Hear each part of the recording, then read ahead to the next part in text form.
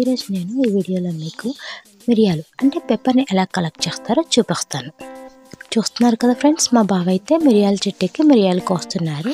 అందుకోసం మేము 30 అడుగుల నిచ్చెనను సహాయంగా తీసుకున్నాం. అయితే ఈ నిచ్చెన అనేది కదలకుండా స్ట్రైట్గా ఉండాలంటే ముందుగా చెట్టుకు నిచ్చెనకు కలిపి తాడుతో గట్టిగా కట్టాలి. లేదంటే నిచ్చెన అనేది కదలడం వల్ల మనం కిందకు పడిపోయే ఛాన్స్ ఉంది. అందుకోసమని చాలా టైట్గా కట్టిన తర్వాత ఒక చిన్న సంచిను మనతో పాటు తీసుకువెళ్ళి ఆ సంచిలో మిరియాలన్నీ ఏరుతాం. అలా ఏరిన తర్వాత సంచి నిండాక కిందికి తీసుకొచ్చి ఇంకో పెద్ద గోని సంచిలో మా బావ అయితే నింపుతున్నారు.